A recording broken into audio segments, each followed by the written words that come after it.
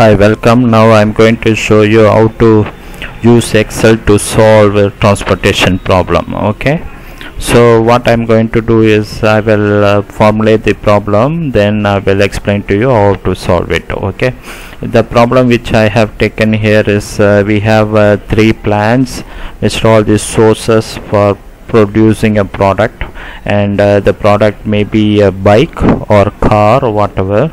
And also we have a major distribution centers, DC1, DC2 and DC3. Okay, each plant A and B and C also have a capacity to produce.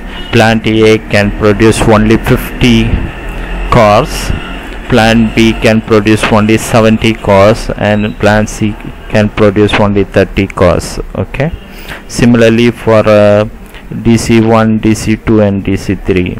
Okay, the demand for a distribution center is DC1 is 70, the demand for DC2 is 30, and demand for DC3 is 50.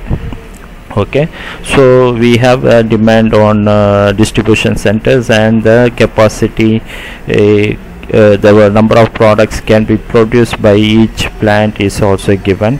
Now we can see here that the transportation cost taken by each product to send it to from plant A to plant distribution center 1 is $3. Okay, similarly for plant A to distribution center 2 is $1, and plant A to distribution 3 is $9.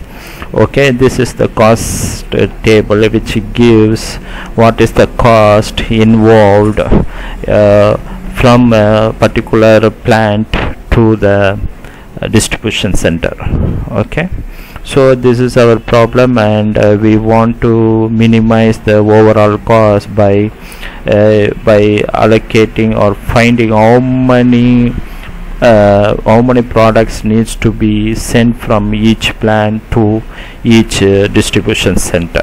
Okay, so for example, if plant A's capacity is 50, we can split plant A's capacity to probably 20 to DC1, 10 to DC2, and another 20 to DC3, so that the overall cost, similarly for plant B, also for plant C, finally the overall cost must be the minimum.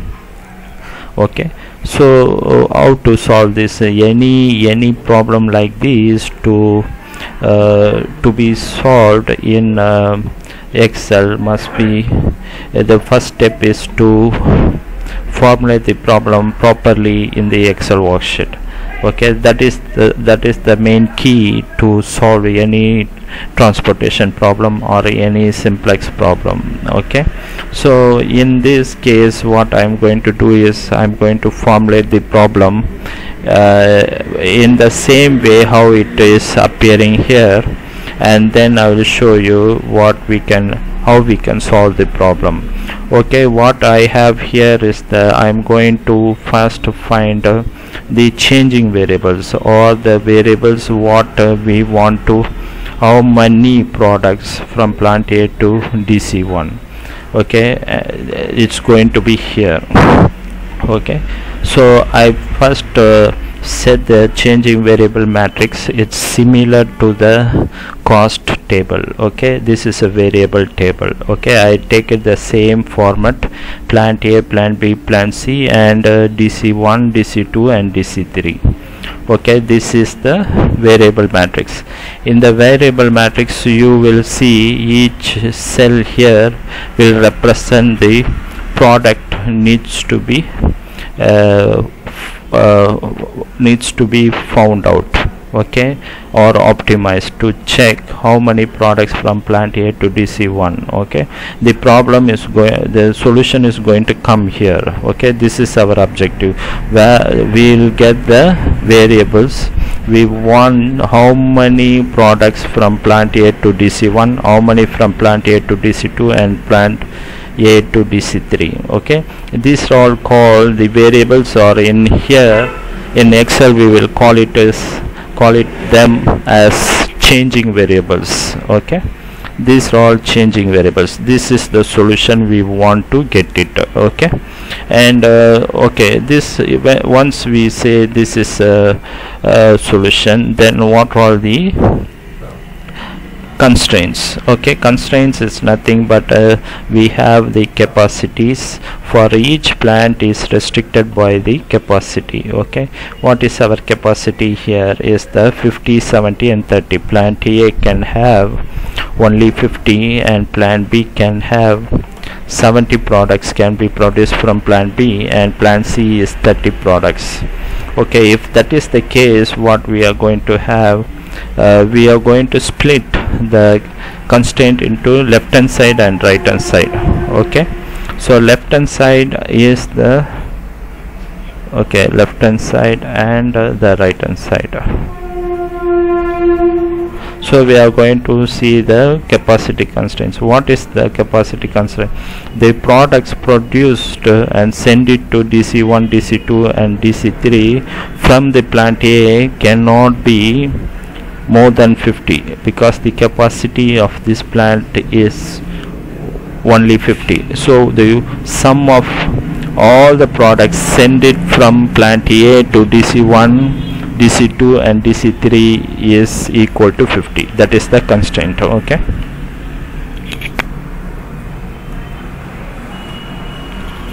sum of all the products send it from plant A to all the DCs or the left hand side of the constraint, which is supposed to be equal to 50. Similarly, for the plant B, the sum of all the product from plant B to DC1, DC2 and DC3 supposed to be equal to 70. Okay, this is left hand side, the sum equal to the right hand side 70. Okay, similarly the sum of all the products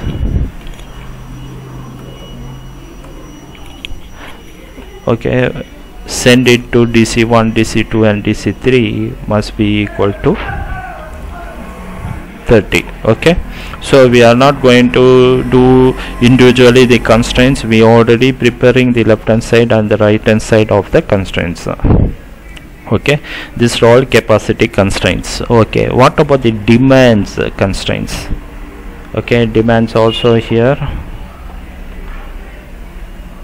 they also have left hand side and right hand side. Okay, this is right hand side, demands constraints. Left hand side is what? Okay, the demand from DC1 distribution center is only 70. So the products which we get it from all three plants to DC1 must be equal to 70. The same thing. So the column wise sum of DC1 cannot be more than 70, because the demand itself is 70. Okay, so the plant 1 plus plant B's products plus plant C's product, the overall products which sent to DC1 is 70.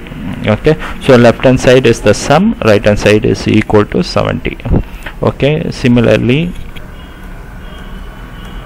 the sum of the products from all the three plants to DC2 is equal to 30. Similarly, sum of the products sent it from all three plants, plant A, plant B and plant C to DC3 is equal to 50. This is left hand side and this is right hand side. Okay, so we have 3 capacity constraints and 3 demand constraints. Okay, and what we have is change variables. This is what we are going to get the values, how many products from each plant to each distribution center. Okay, and now finally we are going to come to objective function. What is our objective function? Objective function is obviously to minimize something. Okay, minimize the cost. Okay, so the overall cost we are going to minimize. Then how can we get the overall cost? So plant A to plant plant A to distribution center unit cost is 3.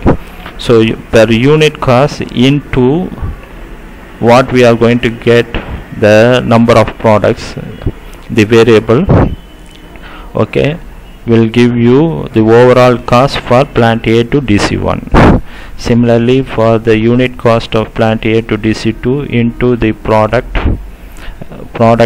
number of products we are going to find out, okay, will give the overall cost of plant A to DC2, the total cost. Okay, similarly all the costs added together will give the overall cost.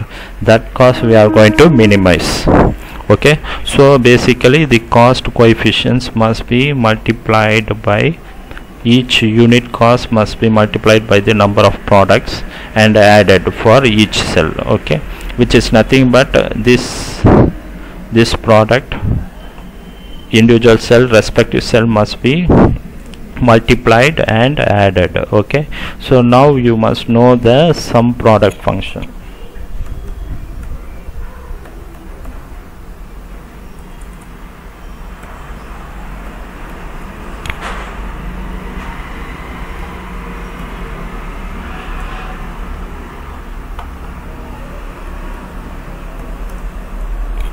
Okay, sum product function is very simple. You have 3 values for array 1, and array 2 you have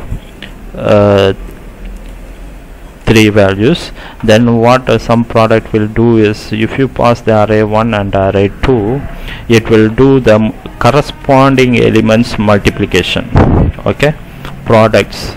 Okay, so it will multiply this by array 2's first element. Okay, similarly, okay, I will do this way. First it will do the first elements product, then it will do the second elements array 2, array 1's second element into array 2's second element. Similarly, array 1's third element into array 2's third element. Okay, it will do the corresponding product. Finally it will give you the sum.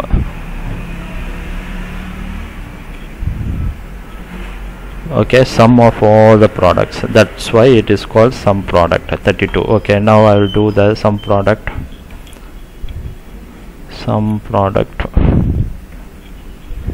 Okay, the array 1 I will pass comma array 2. Okay, it will give the answer. Okay, so you keep in mind that you have array 1 and array 2, both arrays of same size, then it will do the corresponding element multiplication and add the sum total. Okay, finally it will give the sum of products. It do the product of each element, and finally it will corresponding element and give the sum of all those products. Okay, now come here. What we are going to do here is, we are going to use the cost per unit cost into the number of products. Similarly, for each element we are going to multiply and get the cost of each plant to that distribution center. Finally we want the total of all the costs to be added, all the products to be added. Okay, which is similar to our sum product function. So I am going to use the sum product function here.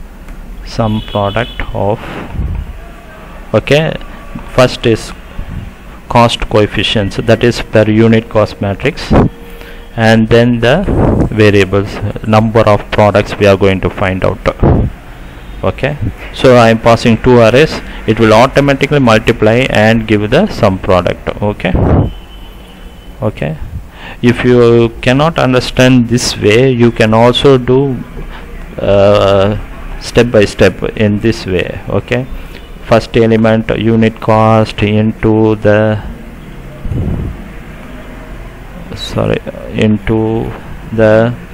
plant A to DC1 total number of products we are going to find out, plus similarly DC2, similarly for the per unit cost for plant A to DC2 into the total number of costs from plant A to total number of products from plant A to DC2, something like this. So you keep on adding. Okay, this is what simplified in some product function. Okay,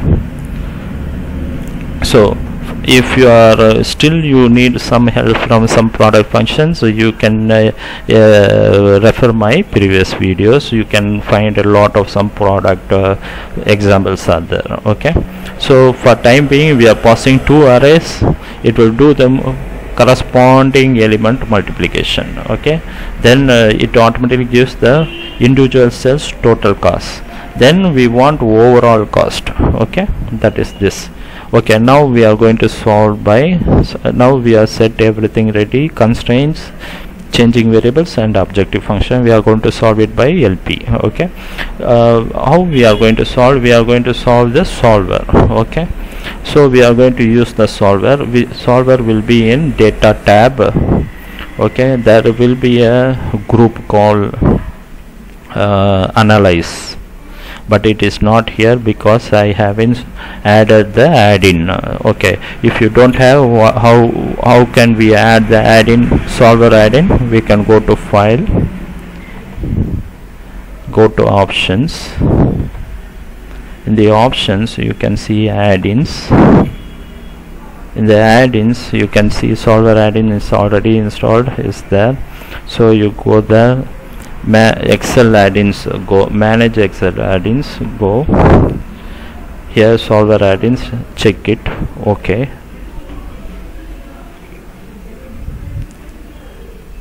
okay, you can find the solver is coming here, analyze solver.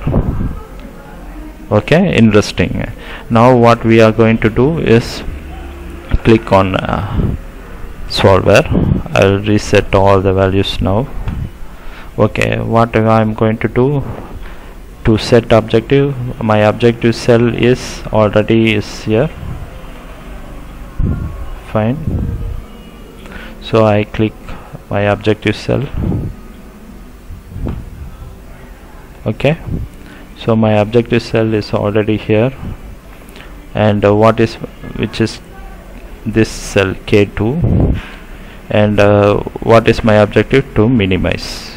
Okay, so objective is set. Now my changing variable cells, the variables what I am going to find the number of products from each plant to distribution centers. So click, I just select, this is my changing variable cells. Okay, finally the constraints, what I must do, I add constraints. So I must add this LHS, which is the first capacity constraint. LHS must be equal to, this must be equal to the capacity of all the plant A to all the distribution center. That is, we already calculated, is here. Okay, the LHS side equal to RHS. Okay, 50 is here, must be equal to 50. Okay, then add similarly this LHS second plant B's capacity constraint must be equal to RHS values here 70. Okay, add similarly third one equal to 30. Okay, instead of adding this way 3 constraints for each capacity constraint, since it is in the array type, we can simply add a array. So solver accepts that type of adding constraints. So what I am going to do, I just delete and show you, instead of adding one by one, I am adding a array constraint. Okay, okay, so what I am going to do, I am going to add a full constraint, all 3 constraint into one shot, which is all LHS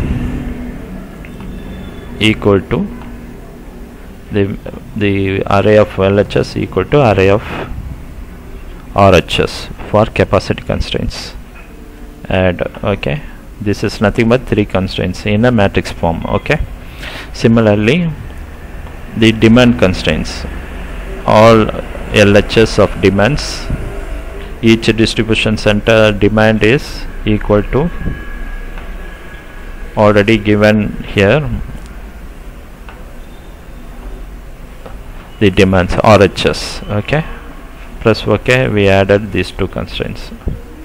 Okay, make unconstrained variable non-negative. That means the number of products, this changing variables, all positive or equal to 0. Okay, we don't have a negative supply. Okay, so we have number of products equal to greater than or equal to 0. Okay, then select a solving method is LP. Okay, the options is also here. You can change how many iterations you want, or maximum time you want to set it for a algorithm to run, all those stuff. Okay, but the initially for the default values are okay for me, and if you need a specific thing, you can very well read the solver instructions or manuals and the help part, and you set it according to that, the precisions and time limit and iteration, how many you want. If you have a very big problem, you can set the iterations and all. Okay, so for the all methods, also non-linear, evolutionary,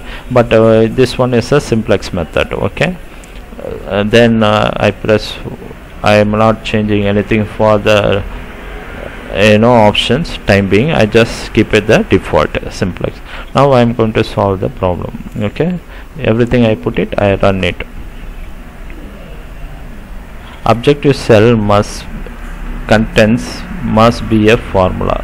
Okay, I already put a formula. What happens here? Okay, K2 some product of, okay, it's a formula. I already added a formula. Okay, now it is solver found a solution. Why the error came? Because the objective, I am not clicking here, I clicked somewhere else. Okay, in the objective function cell. Okay, so now keep solver solution. You have solver found a solution. You can also have the reports if you want. Okay, and you can see the reports. It will give you the answer report, what is the value it found, final value, what are all the constraints, all descriptive, all those stuff. You can go through it slowly. Okay, and also the sensitivity report. Okay, what is the final value, reduce cost, and shadow price, constraints, right hand side, left hand side, all those stuff. Okay, and the limits. So you can please go through the reports if you want, but I'm more on the solution part. Okay, now it found a solution. 20 products must be from plant A to DC1 and 30 products from plant A to DC2. Okay, so overall products it produce plant A is 50. Okay, the capacity is also 50, so it solves the problem. 50 from plant B to DC1 and plant B to DC3 is 20. Plant B to DC2 is 0. Okay, no product to be sent from plant B to DC2. Okay, this way we have the solution, and we have the capacity, and capacity left hand side, right hand side is matched properly, and also the demand also matched properly. 70 for DC1, DC2 and DC3. So plant A and plant B together send 70, which is the demand for DC1. Plant A itself is sending 30 demand of DC2, and plant B and C will send 50, 20 and 30, 50. Okay, so this way the minimum cost is 460. Okay, so the minimum cost we had is 460. Okay, if you send this way the sources to the supply, the demand, the supply and supply to the demand, you will get only $460. Okay, I hope this video is helpful to you for the fun part. Okay, if we don't have this transportation problem, what is the risk of having a maximum cost? Let's see. Okay, data, solve. The answer now is 460. Okay, I have a maximum. I press OK. You see, if you don't have, there is a risk that I maximize the problem. Okay, not minimize, maximize. I got $880. Okay, 460 is minimum cost, maximum cost of $880. If you don't have such decision problems, you may send plant A to DC 350 and plant B to DC1, DC2, 40 and 30. Then the overall cost may be $880. There is a risk of you sending almost double of your cost. So the actual solution is, we will move to minimum and press solve.